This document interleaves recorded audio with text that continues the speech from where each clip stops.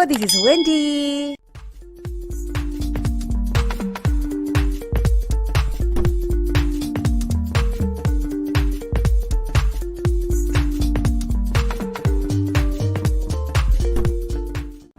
Bles calls herself the singing poet.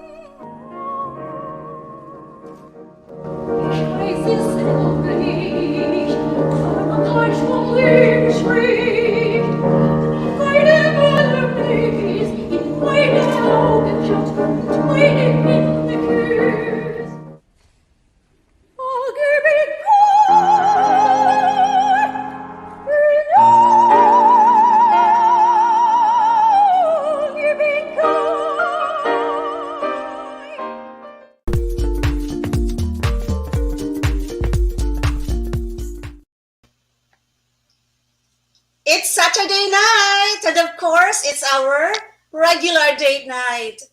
And because it's our regular date night, we have our friends who have been regularly tuning in. So thank you for being there. Na naghihintay for waiting, even though we're a little bit late, but we'll explain to you why we're a little bit late tonight. You know that I see all of your messages, all of your feedbacks here. So let's move forward. Hindi ko na kayo iisa-isahin because I am excited to introduce to you our guest for tonight. You see, I met her when she was stationed here in Korea, here in Seoul.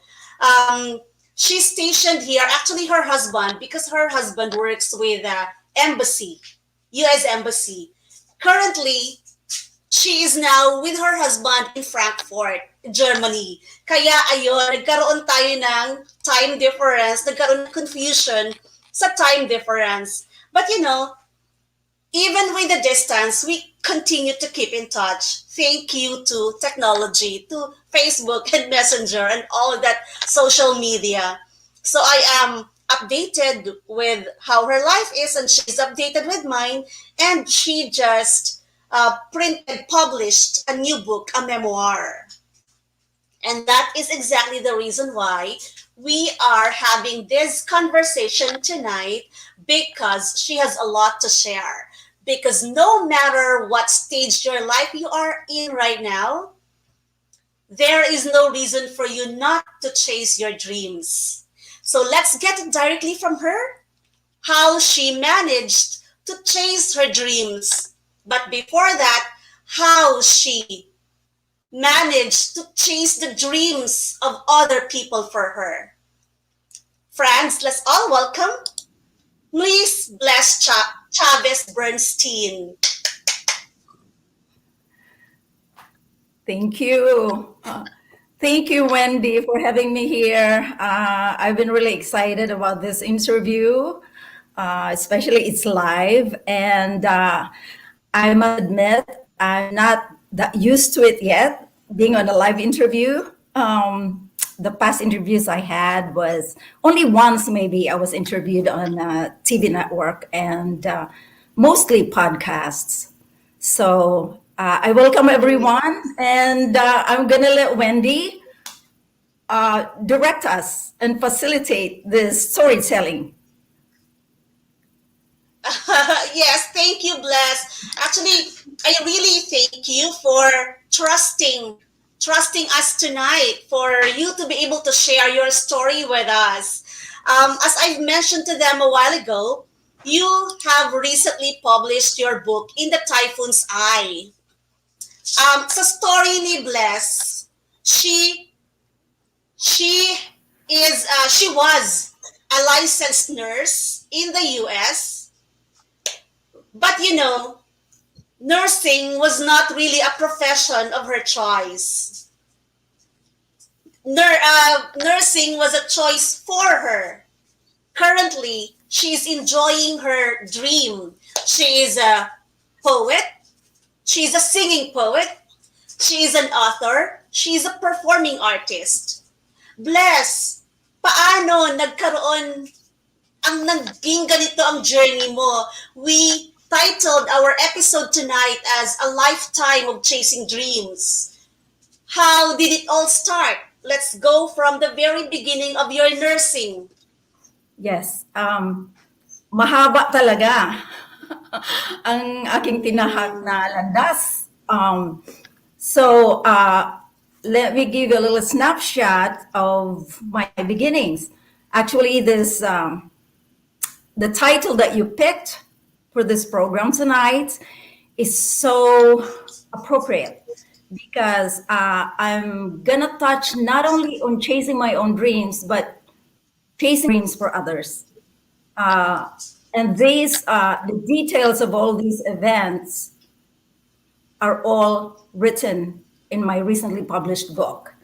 And technically, I gave up my nursing career of 44 years only in 2019. And the last 2 years, I've been blessed with a remote nurse consulting job. And it was very difficult for me to give it up. That is a lifetime, 44 years. Since I was 12, I already knew what I wanted to be the rest of my life. And that is to be a performing artist and a writer. Not just a writer, but a great writer. At 15, I graduated high school and was eager to take up a course in languages and arts. But my father was angry when I told him that that was my interest in college. He told me, "You'll have an empty stomach if you do that. Those courses are only for the rich." So my love of performance in singing showed as early as when I was 4. I won first place in a radio station contest for children. So I delivered a dramatic monologue titled Ang Puso ng Ina. My mother was actually the one who trained me to deliver that dramatic monologue. She trained me to the point where I learned how to cry on cue.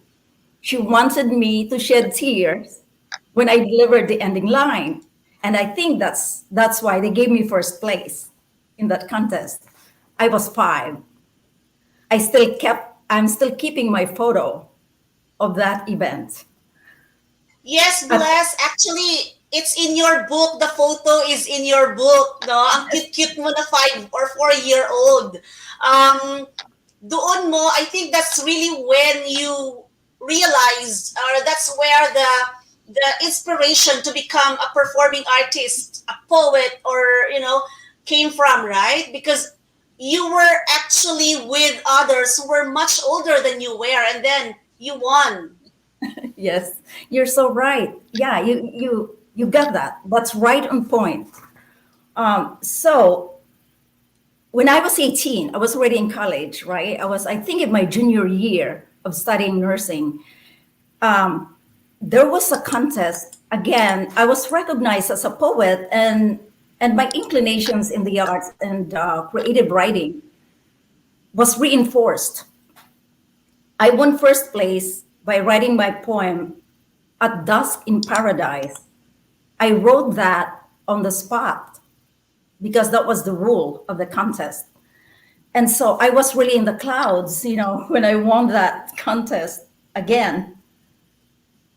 But all these dreams I had in my early childhood were crushed when my father demanded that I take up nursing instead. For him, Yes, so anhin natin yan. We'll start from there. Friends, kaya naging nurse si Miss Bles. Kaya siya naging nurse because she was chasing the dream that was chosen for her by her father. Although that was not what she wanted. Pero Bles, let's share with them. Bakit hindi ka nag-resist? Because diba, in your book, friends, because I'm so privileged to have read the book already. In the book, makikita mo doon yung progression ng life ni Bles. Why it was hard, but she never for once she was very obedient to her father. Why? Ano yung mga triggers? What was in your childhood that made you very obedient to him and to his wish, to his dream for you, instead Well, of pursuing your own dream? at the time, I was I'm the eldest of 7 children, and we were poor. We're struggling. The salaries combined of my father and my mother could not possibly support, our education, the higher education, especially college studies. And so that when I started my first year in college, my sister, who's younger 3 years, she was next to me. She had to stop schooling so that I could, study college. I didn't have the heart to say no.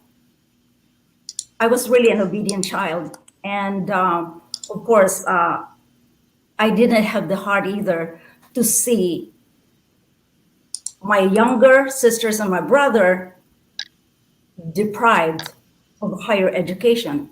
So I couldn't take that.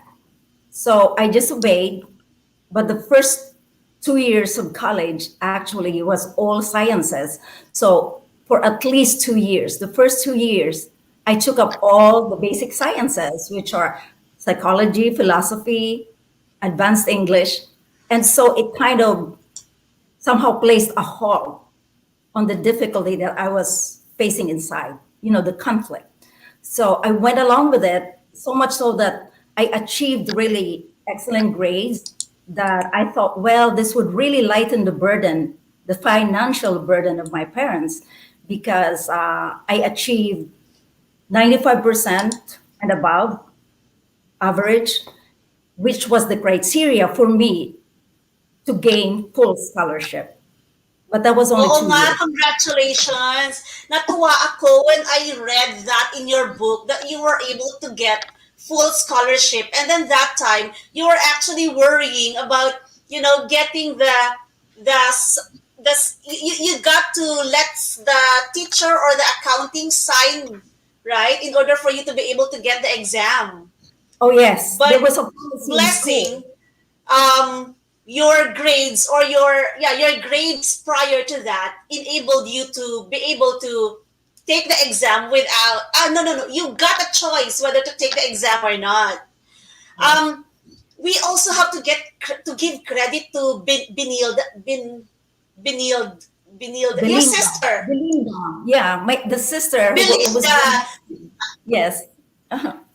Yes, Yeah. because meron ka doon sa story mo that although she stopped schooling and then, she got pregnant while you were in your nursing, and that's when you realized that she always had your back. So you were a very obedient child, and your sister was also, obedient in her own way and was actually very supportive of you. I wonder, anong nararamdaman niya when she had to stop schooling for you as the eldest, right?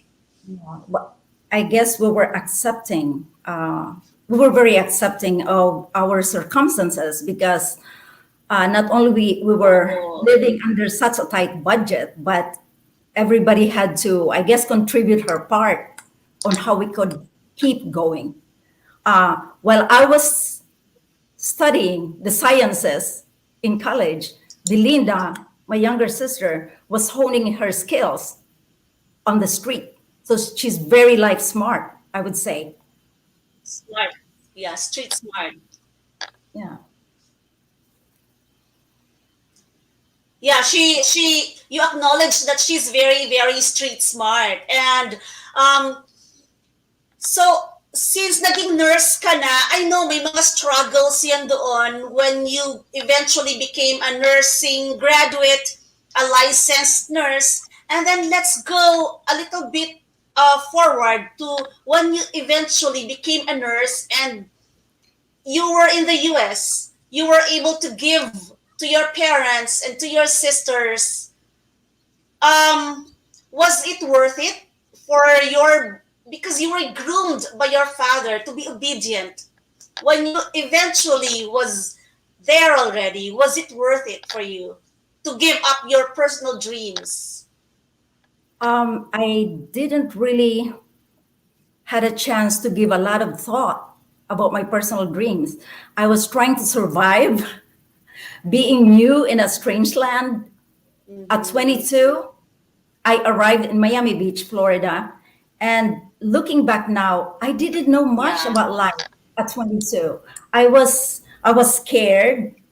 I felt like I couldn't understand American English because of the new accent I was exposed to. I was insecure as a nurse on the unit where I worked because the doctors would speak so fast, and thankfully there were a lot of older Filipino nurses there who became our main support. So they helped us acclimate to the new culture, the new environment, and help us a lot, gave us advice on how to interact with our foreign colleagues and how to do our work on the floor well. So you were not really totally unhappy when you were, because you mentioned that you didn't have time to dwell on your personal dreams. That being said, so you were not totally unhappy while you were doing your nursing course because you were Only in the preoccupied beginning. with your family's dreams. Um, for one thing, I've discovered about myself, I'm very task oriented. Like if I started something, I would never want to give it up until I finished it or accomplished it. I'm very goal oriented, and I knew I was very aware that I was doing all this for my family, especially my parents. So I just had to do my work. I did it well. My first assignment, I remember, was orthopedic surgery. Imagine myself, a young woman, a young nurse with a small stature, getting a 200-pound man patient out of bed and putting him back. So hard work was an understatement. Yes, because you see, Bless is petite. So I'm I only could just 5. imagine. And also, Bless, di ba, ano, you were scared of blood. Yung, when you were in nursing school nga, your classmates had to do the frog. Ano bang tawag dyan? Dissection. Yeah, Dissection.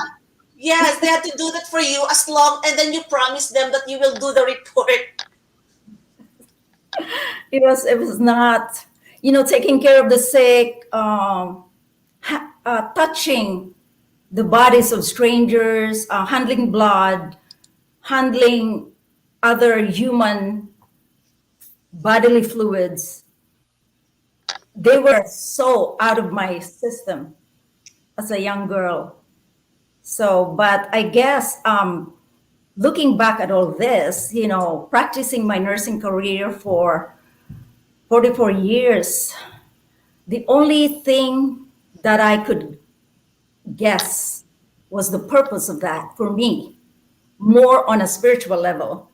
Now Mm-hmm. that I'm older, it's just to learn about life and to learn a lot of lessons.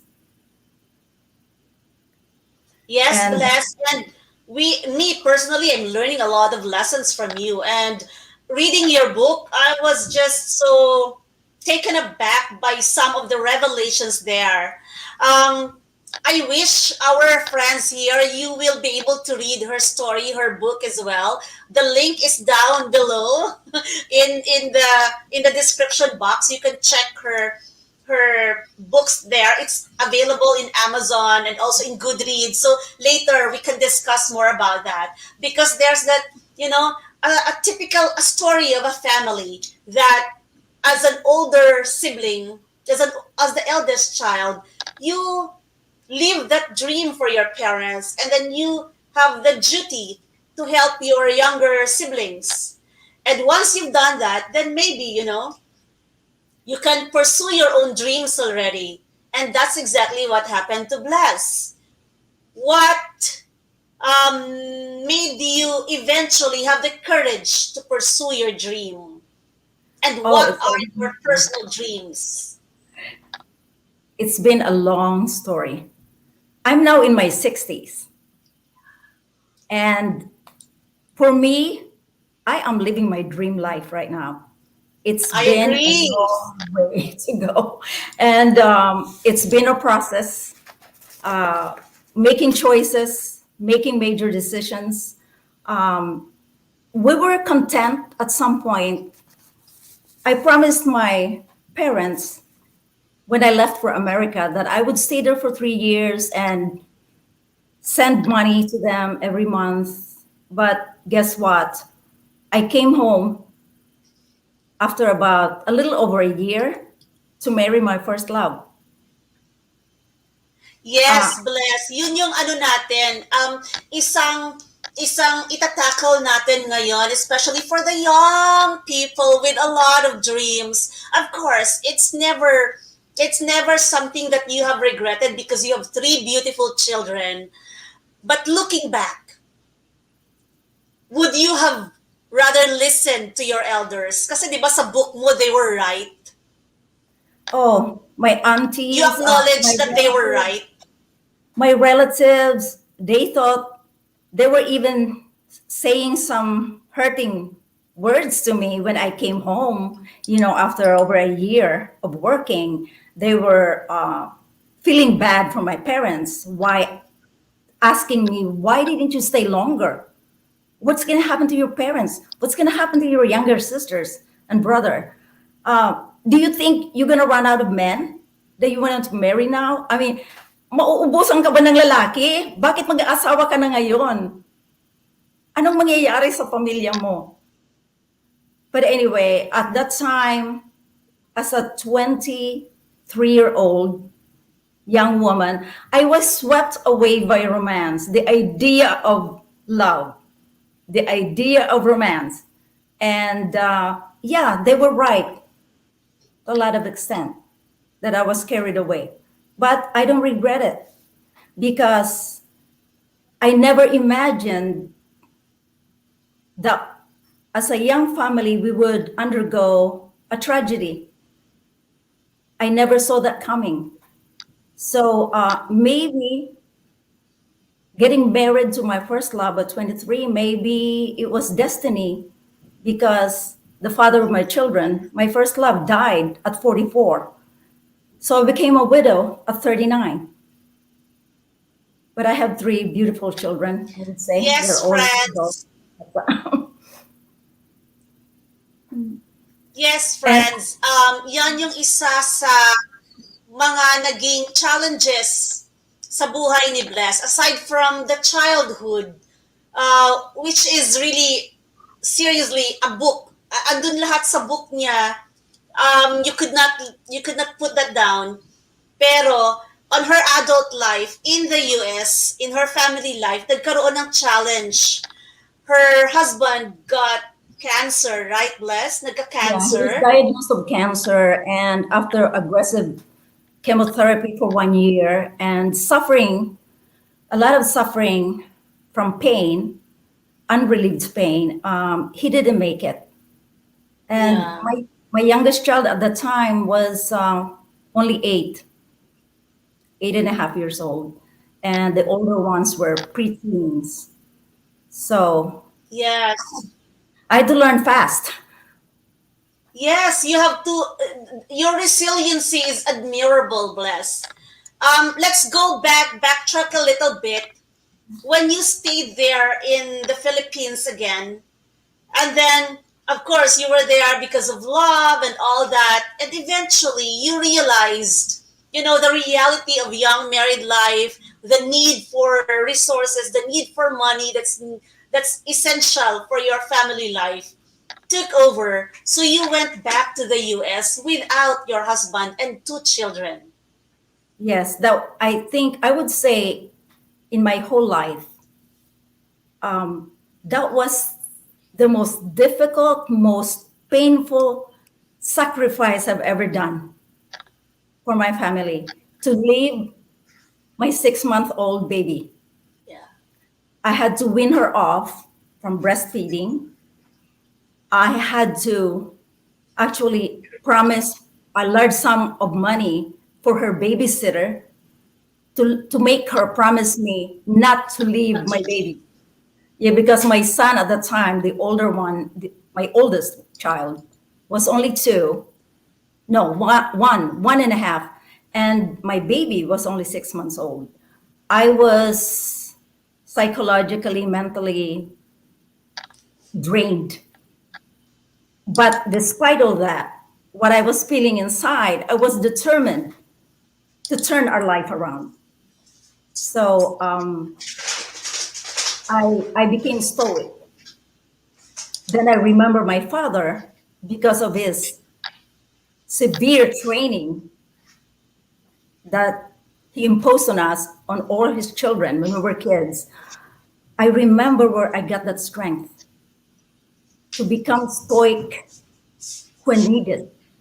I blunted and numbed all my emotions and feelings just so I could go through the motions of leaving my 6-month-old baby and going back to the States. That's a whole story by itself. Oh, nga. Yeah.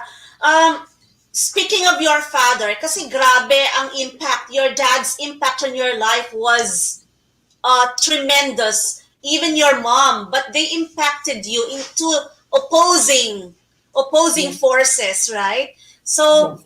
can you share with us the impact that your dad has, his training, his temperament, and then your mom somehow balanced it? So, kindly tell us about Yes. it.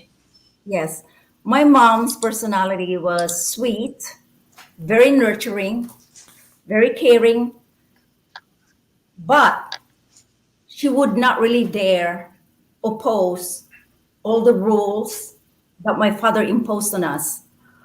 Um, she made sure that we ate well, that we were taken care of, but my father was more focused on building his business. He was very ambitious, and to the point where it didn't matter if I couldn't pay the tuition on time. He would not touch the money that was designated for his business because his reasoning was we all needed the discipline so that he could also reach his goals for the family. That But was that quite a discipline, bless you. What you went through. it's quite a lot of discipline. It's I think my father's legacy, strongest legacy in my life, from my personal point of view, is his effect on my sense of discipline. I became a very organized person. I'm able to wait for something that I want and postpone my wants for a greater purpose. So I developed patience. Or And delayed gratification. I learned that, yeah. The only thing that I didn't agree with my dad, and at that time when I was very young, I thought it wasn't really fair, was his way of imposing punishments. His punishments were very severe Oh, in proportion to our errors or mistakes. They were all inadvertent mistakes or oversights, you know, made by children. But that influence, though, I took that around and did the opposite. When I had my own children, I placed it in my consciousness that I would not engage in corporal punishment for my children. So I wanted it to end in my generation, in the generation of my children. So those were the two strongest yeah, kasi influence that my father gave me. Yeah, kasi grabe, just reading your story, I was like, me, I was in pain reading them. Um, I have a question pa with regards to your father's approach, but let's give naman muna to your mom the influence that she has on you, no matter how sweet she was, and pero in her own way, she has that inner strength also, right? How did Yes. she impact your life? My mother, well, as we were growing up, I was probably 18 at the time, and Belinda was maybe 16. And so there were like 3 years gap between me and my two sisters after me. Um, I think my mother started getting a little bit more courage in supporting us in a way that she was very encouraging of me in pursuing my inclinations in singing and music in general. So if you remember reading that chapter in my book about the two guitars, Right. he surprised us and bought us a guitar, and we were so happy. So we had music despite all this rigorous, household environment. We look forward to playing our guitars and singing together, my sisters and myself. But as my father, had his own demons to fight, when he was drunk, he would take all his emotions and maybe anger, rage, and took it out on the guitar and would crush them. Yes. So my mother bought us another one, but it suffered the same fate. And the symbolism that I saw in that guitar, when I saw it for the first time, all crushed, like severed woods and the strings all cut up, I saw it as him killing our music. That was a long time ago. Yeah, pero the way you wrote about it, and I remember you even saying before that when you were writing your memoir, you had tears remembering all those from decades ago. Oh yes, because actually I found out this is the magic, the process, and the mystery behind writing. When I was writing to describe the scenes that I went through and my sisters and brother went through, I think what made me cry is because the words itself that I was writing and typing made the scene so alive that it gave me back the feelings that I felt in that moment that when the scene was happening. So it made me feel as if the incident, the experience was just happening at that very moment as I was writing. It's exactly the same feelings I felt before, decades Yeah, ago. and it was there manifested in your book. Me reading it, and I'm sure other people reading it felt it the way you felt it when you were on that age and when you were writing it. Um, your music was crushed several times, Bless. Yes. And it came to a point, but then that it seemed never ending. And then your husband had cancer, and then you were left alone as a single mom in the US, and you had to work on your own. Another oh no, another challenge, another crushing of spirit. But you discovered, or no, you pursued your love for singing. Let's talk about that. Okay. Well, we will now walk through the lighter moments, I guess. It took me about, if I remember right, it took me at least maybe 3 years, before the shroud of grief finally was lifted of me, and I achieved that state of calm. I remember I remember that time. And at around the same time, I saw how my children were growing fast and their social schedule no longer included me. So I was finding myself alone more often than not. Somehow, my first love, singing, music, arts, poetry, just sneaked back in when I least expected it. And at the time, I don't know what it is. Maybe it was grace from above. It was almost as if an invisible hand took my hand and led me to do what I needed to do. So I enrolled in a private school because I always wanted to sing well. So, and I love Yeah. classical music. Yeah. And Bless enrolled in the music school while working as a nurse, while being a single mom to her three teenage children. But that's not to say, of course, I skipped over the grief part, but that's not to say that she didn't go through that, because she did. And that's exactly the reason why you had to you have the emotion, you have the power and the passion to pursue, because you allowed yourself grief, right, Bless? Yes, I realize now after many years later that it works for me. Okay. I know that every individual has a different way of coping with grief. But for me, what worked was going through it, feeling all the pain. Just it came in waves, like inexplicable waves of ups and downs. And then when I thought, just as I thought that it was over, it was never over.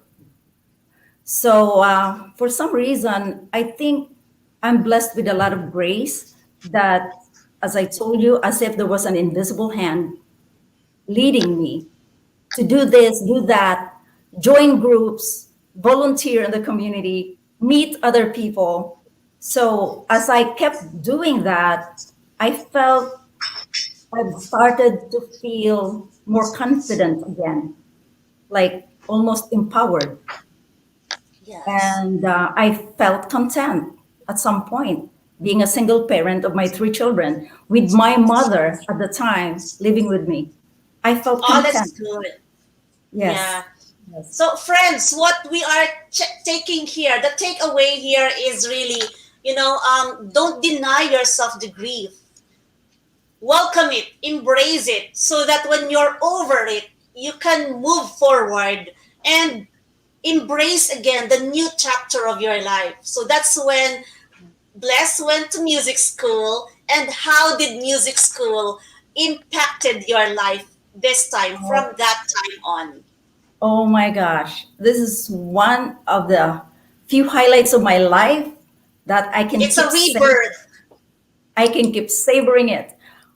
Anyway, so I studied classical singing in a private school first. Way into the 5 years of doing that and joining recitals, I felt something was missing. I wanted to read music. So I auditioned in this local conservatory, which had a really, really excellent reputation. And I thought, well, you know what? I just want to experience the process of auditioning.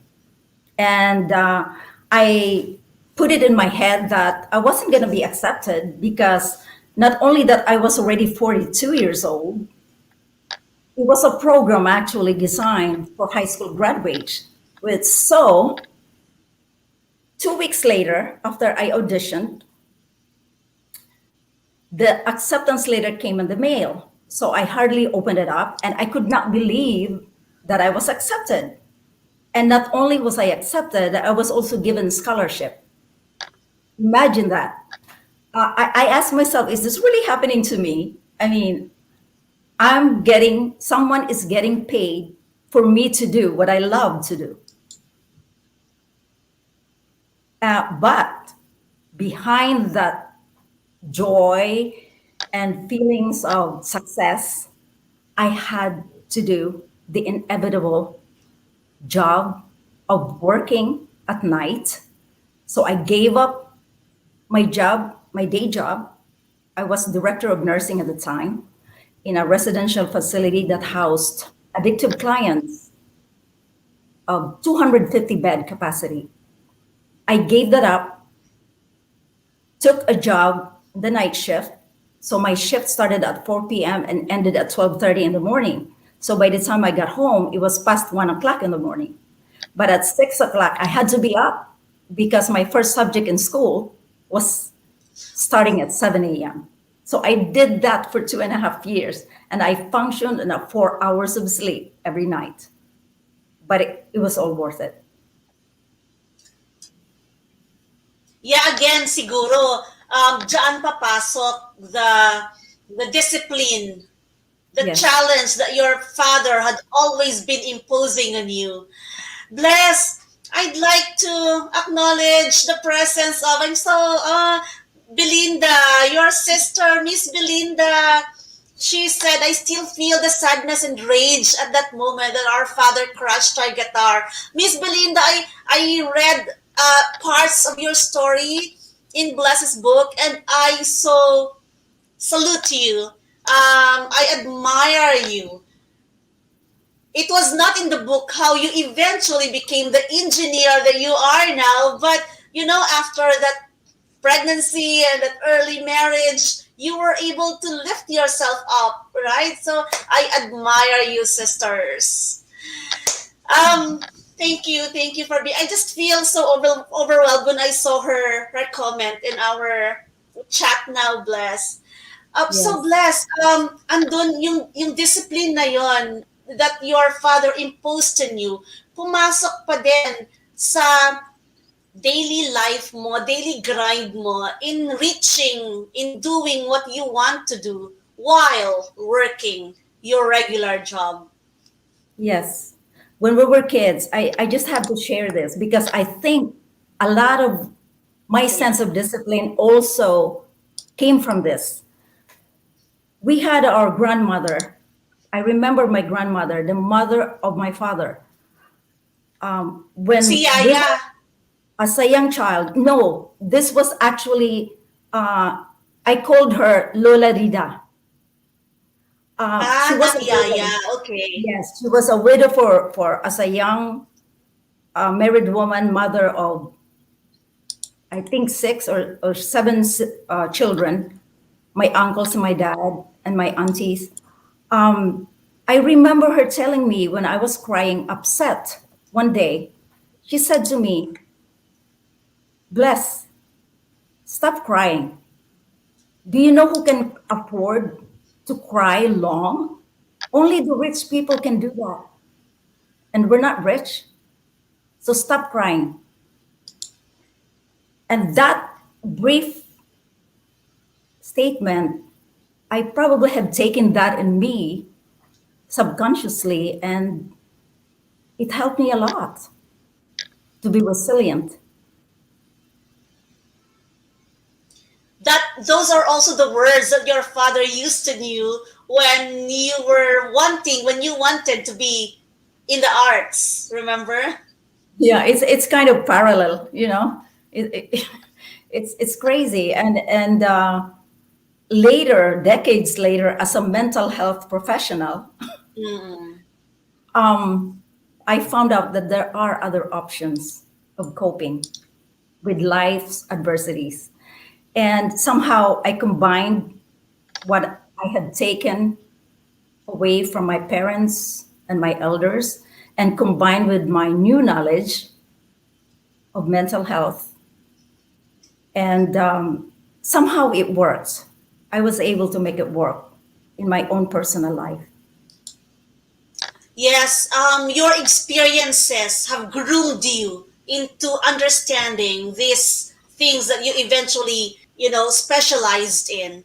Now, about your music, about your performances, when did it start? The when you had the courage already, when you after enrolling in music school. Okay. Let's take off from there. Kasi, Okay. friends, remember she said she enrolled when she was 42. That's why it's never too late to chase your dreams. Yes. So I actually juggled my two careers for the last 18 years, working full time as a nurse with my remote job and building up my career as an artist. But before that, let me track back a little bit because when I was accepted to the conservatory in a special music program with my scholarship, someone called me up on the phone. It's a friend that was just introduced to me by a common friend. He just arrived from Germany, and his current tour at the time, he was newly assigned to South Florida in Miami. And this man was friendly enough to invite me to have dinner with him to celebrate my admission to the music program. So I said, sure, why not? And I never imagined it coming. This man, his name is Steve, became my husband 3 years after that dinner date. And we're married now for almost 17 years. Yes, that's Steve Bernstein for you, friends. So I married him after being a widow for being a single parent for 10 years. So I married him in 2005. Yeah. And my expat life began with And him. from then on, And from then on, right, right. That's when the expat life began. That's why yeah, Bles had been saying about the working remotely. So you are blessed to have the chance to work remotely, to still be practicing your nursing in an administrative level, right? yes, yes. And While also having the chance to pursue your stage performances while being an expat wife, while being a trailing spouse. yes. Tell us about your performances in Thailand Oh and in my goodness. Naga. Okay. Actually, I never really planned on performing solo performances in concerts and theaters. I never actually planned the logistics of doing that. I was focusing on my new marriage, and our first tour overseas was in Bangkok. So in Bangkok, I was so excited, being in a foreign land, learning a lot of new things. But I never expected that depression would take hold of me. So I sought help for that. And my counselor told me something very significant. He told me that the reason for my condition was because of identity crisis. I never knew anybody, and no one knew me in that In new country. Bangkok yan, right? Yes. As a So, trailing spouse. yes. So, what I did one day, I decided I was going to look for groups so I can join and meet new people and offer volunteer services. That's how I landed my writing job, consultant job at UNESCO in Bangkok. Mm. I eventually wrote a health manual for them, a 100-page health manual for them. So that was good. But the most significant event that happened to me there, despite all the challenges of a new expat life and a trailing spouse, a special person, the founder of Artist Society, after I met her through common friends, I became friends with some women at the Philippine Embassy in Bangkok. She, the founder, her name is Amy, the founder of Artist Society, decided to organize and produce my first ever solo performance in my life. So that was my debut concert, which was held at the Thailand Cultural Center. I was very proud of that achievement. Yeah, this is the one, right, on the screen. No, actually, this one happened maybe about 3 years later. That was my Okay. debut performance in South Florida in a theater. Okay. I Yes. don't have a photo of your performances in Bangkok. Ah, the one the video clip that you played, the last part where I was singing a kundiman, that Tagalog, was, yeah, right. yes, that was in at the Thailand Cultural Center. Okay. And then Bless also had It's Her Promise to her mom. She performed in Naga. Yes. Well, my mom was in heaven because she told me she was living also her own personal dream vicariously through my pursuits of being a singer and a performer. She was in the clouds. I could see in her eyes and her face because I took her with me wherever I went while I was in Florida. Every Mm. chance I got, I would take her with me. If I joined a choir, a musical performance, I took her with me. So she said one day, Tisnak, you've been performing all over different cities in the world. Why are you not performing before your kababayan, in Bicol? So I just kind of, I keep telling her, Ma, it's too difficult. I don't have my production team. I don't have my regular people, to help me out. And I still pursued that promise though, because I felt a lot of peace when I finally did it. So it was my most significant performance as of yet. You You know. were already here, stationed here, right? In Korea when you performed. Yes. Yeah, Yes. but I met you after na. Yes. So I was gone for 3 months, and I'm very blessed to have a husband who is very supportive of my artistic pursuits. Yeah, thanks to Steve. Thank you, Steve. So Yeah.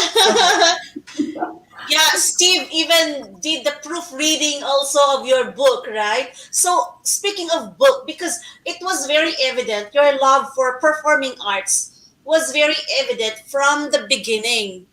Paano, paano nagkaroon ka ng idea to write a book? Was it always a dream to write a book? oh, it was in Actually, you wrote two 2014. books. Yeah, I'm one of the two books. The first book was a collection of 100 poems, Poetry, but yeah. each poem is a story connected to the next poem. So the whole collection actually are all related to each other. It's progressive and covering the timelines of my life. Um, I started joining writers group. Whatever country I was in, I always looked for writers group because I felt like the energy of my fellow writers fed my energy too, and it was very helpful. And one day, I never really planned of writing the book, but one day I noticed that I had a lot of poems, manuscripts in my file. So something told me, why don't I, gather all this and then turn it into a collection? And that's how it started. So I published Without Rhyme. Yeah, you know what, Bless? After I finished reading your book in the Typhoon's Eye, because before when I read your poetry, your book of poetry, I told you that it's like I am transported back to to the imagery of each poem. Yes, you After did. reading in the Typhoon's Eye, it gave me more vivid photos, pictures, scenes of the past. Those two books are connected. Kasi nga, it's one is a Yes, memoir, one is a poetry that's based from the story of your life. yes, yes, actually. Well, I think in the Typhoon's Eye, I consider my first book, Without Rhyme, also a story of my life, but Yeah. it's written in poetry. And I Yes. know that not everybody can relate to reading poetry. I Yeah. know that it's a select audience that I'm targeting. And I thought, well, you know what? It's almost like the ugliness of the ugly experiences and sad and painful experiences I had as a young girl were hiding behind the poetic lines. So I decided, why don't I write it in prose? And this is how I came up with the nonfiction, which is In the Typhoon's Eye. I said it will be all revealed in simple and plain language. So Oh, people can understand me better. oo nga, and I really admire the bravery in the writing because it's so honest. It's so full of details. Yes, Um, it's yeah, you were actually facing the demons of the past by writing them down, and not everybody will have the courage to write it. Sabi ko nga, 'di ba, when we were talking yesterday, your story would trigger others to remember their own story kasi may mga may mga revelations ka doon that are not easy for others to yes, reveal. But when someone triggers it, when a trigger is there, somehow magkakaroon din ng honesty, ng raw honesty, yung ibang tao to face their past and what happened to them before. Sometimes it takes that thing for us to be honest, for us to see our past as it is, as it was before. And kahit pa paano magkakaroon ng realizations from those events. Kasi what we are now, what we do now are reflections of what we went through, right? exactly. Yes. It's as if by writing it as honest as I could, I am giving permission to others with similar stories to face also their pain. Yes.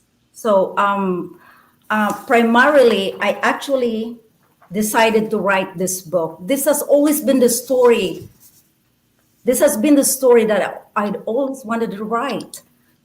And primarily for my children, because I wanted to share with them my beginnings, for my family of origin, so that I could give life to our stories, for my fellow nurses who have silent dreams, that anything is possible if you put your heart and soul into it. For all the Filipinos, the OFWs, especially those who live separately from their loved ones, that it's okay to sacrifice for a greater purpose. And also, I also wrote it. Now I realized, for all the women and anyone out there who feels that they are trapped within a loop of endless struggle, that there is always a better option if you look hard enough and conquer your fear of the unknown. Acknowledge the fear, because that's what I did. Acknowledge your fear, accept it, but do what you want and what you love anyway. Because we have only one life, and there is no rehearsal. Yes, Bless, beautiful lessons, beautiful words. And those are not empty words, my dear friends, because I've seen I really would want you to read the book because you would know the the impact, you would know the reality of what Bless is saying. Those are not empty words spoken by her because she lived that. Bless, if there is one thing talaga that made a very huge impact, parang my favorite word tonight is impact to me from your father is his principles. Kasi Yes. two things stood out. Remember, you were supposed to be the valedictorian, and then you were supposed to get the magna cum laude. Pero ano ha, I don't really take it against your dad kasi may pinanindigan siya dun eh. And somehow kahit papano, medyo naging true siya, right? Um, bakit? Why were you not given just because they were not able to go there? So kahit papano, yung prinsipyo niya nun gives us the reality of what's going on behind the scenes. Yes. I think my father, when he had his own convictions, he would never relent. So he told me, I was very sad that he never met with the Mother Superior. When my dean, of course, Invited. it's the highest honor. I mean, it was so Yes. important for me. It was a sense of accomplishment. It was an affirmation, a reinforcement of an honor.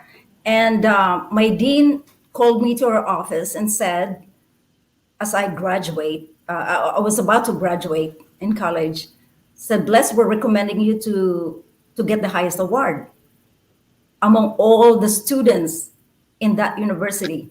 Um, we're recommending for you to have to go, be awarded magna cum laude.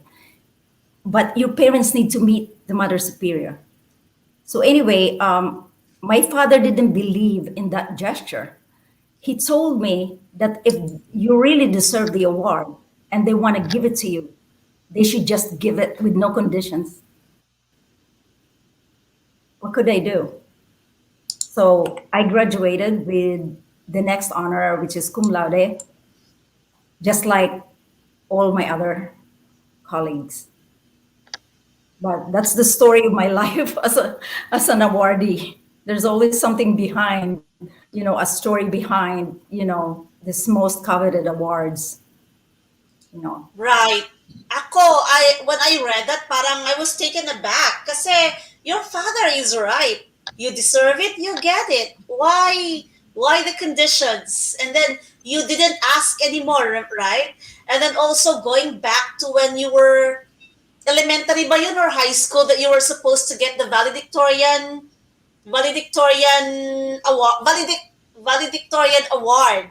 But because they were partial to your dad, ginawa ka nilang first honorable mention, right? I think you remember the elementary graduation. Yeah, my father forbade me from attending the graduation exercises in elementary. That was after sixth grade completion. What happened is that my teachers, few weeks before the date of the graduation, they asked me to memorize the valedictory address. Right. So we all presume, my parents presume, I presume that I was the valedictorian. When the invitation was printed 1 week before the day of graduation, I was only second honors. So my father said they're taking out their anger on you when it is me who they have a conflict with. Yeah. What he did, he tore up my graduation dress to make sure that I didn't attend the graduation. But that was traumatic for me at the time. I cried for hours, and I didn't really comprehend the point that he was making at the time. I was only 11 years old. Yeah, I'm sure it was very disheartening for you to, sirain ang graduation dress mo right in front of your eyes. And then when you became supposedly magna cum laude, he didn't want to go there. Talagang talagang grabe yon. Pero now as adults, when we look back, no matter how bitter that memory was, he makes a lot of sense. Maprinsipyo siya. And it's true. Sana it won't happen. It may Right. have happened to a lot of students, pero sana it will not happen anymore to others. Kasi wala. What you give, walang As much suhol as dapat. As much as I admired how he held on to his principles when I was young, when I had my own kids, when it was my turn to handle similar situations, I did it differently because I learned from his approach, not to emulate his approach, but to adapt my own style. So when my three children were in school, elementary, I was very proud that they were always on top of class. They were very competitive. Academically, they were really excelling. I made sure that the faculty staff, the principal knew me and I knew them. And I was volunteering my services whenever there was a chance. And it's called, interpersonal relations, which my father Right. didn't show at the time when I was a student. I did it my own way because I knew that there was nothing wrong with being friendly with the teachers of your children. So if they were given top honors, it's not because I was friendly with the teachers, it's because they also worked for those grades. So you Yes. see, combine the two of them, and it Right. worked. Yeah. Because in real life, principles has to be mixed with compromises as well. And Yes. always, always, public relations works. Yes. PR. PR works. Diplomacy. I learned that as an adult, slowly, and I continue to learn. There's a lot more to learn, and even now in my 60s, I don't think I'm willing to stop learning new things. Yeah, and that's one thing I really admire from you.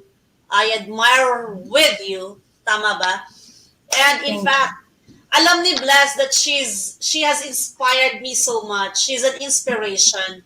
And thank to all of you out there, this is what this episode is tonight. Never give up on your dreams. If there is something that will hold you back for a while, face it, as what Bless said, face it, acknowledge it, and then do what you have to do. Move forward. It's never too late. never. Never too late. Take it from Bless. Take it from her. Thank you so much. Yung book ni Bless actually bitten eh. So I think we are looking at part 2 of her memoir. I think so. Yeah, there might be a Yeah, continuation. Yeah, it yes. might be. I might even make it a trilogy. Who knows? But it should be in the works very soon. Yeah, I'm looking forward to that. Um, so, friends, ganito, we have a treat for you. Okay. You will see after all this, Anona, after all this conversation that we have, please let us know because we are giving you a treat. Three winners will be given a Kindle copy of her book In the Typhoon's Eye. All right? 3 winners will be given. Do not comment multiple comments because this is not going to be a random picker. Instead, Bless will choose the winner. So ganito, this is what you will do. After this chat, you write in the comment section, the regular comment section, your biggest takeaway from our conversation tonight, from our chat tonight. And then on March 15, Bless herself will pick up 3 deserving winners. Did you get that? That's cool. So there. So please, after this conversation, go to the regular comment box and write your biggest takeaway from this conversation tonight. And then on March 15, Bless herself will choose 3 winners and you will receive a Kindle copy of her book In the Typhoon's Eye. Ganon yung ating treat Okay. for tonight. Wow. Thank you so Bless. much, Wendy. Thank you. That's a So cool Bless, interview. your message to our viewers tonight, your, how you will inspire them, your childhood, no matter how hard it was, it prepared you to be the goal getter that you are right now, and prepared you for the grit that you have right now. Um, Tell them, is it worth it to pursue your dreams no matter what your childhood was, no matter what your past was, and no matter what age you are right now in your life? It's so worth it, and I can never emphasize that statement because right now I can finally say I am living the life I've always dreamed of. And it doesn't matter if I'm in my 60s. I started this journey of pursuing my artist career 18 years ago, but I couldn't give up nursing right away because it was giving me that stable income, every other week, because the ability to earn an income is very much a big part of my sense of accomplishment. So I could not just give that up so easily. So there was always a dilemma in my mind. When is the time? When is the time that I'm going to be a full time artist? Where finally, 2019, I let go of my nursing career. And this is where I am right now. And I'm looking forward to all the following years that would come. I already have a lot of projects in my mind that I wanna pursue. So never give up on your dreams. I always believe that dreams, your true calling, don't die. We kill them. Thank you, Bless. Bless, I also would like to acknowledge your daughter. She said, so proud of you, man. Not only an inspiration to me, your daughter, but to everyone you come across. Yes, she is. She's a personal inspiration to me. The moment I got to know her, the moment she spoke to me about her books, about her story, about her, yearning for her love for the arts, I was inspired. Thank you, So Ira. there. She's there. That's my middle child, my older daughter. Yeah, And I'm she's sure the one. She's the 6-month-old baby that you left behind in the Philippines she, she, before. she was the 6-month-old baby I was talking about. That's Ira. Yeah. And Now now she she's a has mother too. she has two. Is she the one with two daughters or one daughter and No, one son and one daughter. So yeah, now I'm a grandma of four. a very very gorgeous grandma. So thank you very much, Bless, for this tonight. It's worth it. Kahit na late tayo. Thank you very much to all of you who were there from the very start, who waited. And please don't forget to write your biggest takeaway from this conversation so that Bless will choose the 3 winners on March 15. Thank you, Thank Bless. you, Thank you thank you very so much. much. Thank you so much to all my sisters for watching. My cousin from Ocampo, I know that she was watching, and my daughters, I know that they've been watching. So, and to everyone, thank you so much for allowing me to share the highlights of my life with you tonight. Thank you. It's an honor, Bless. Thank you very much. Thank you very much to all of you. Good night. See you again Good next night. week. Good night.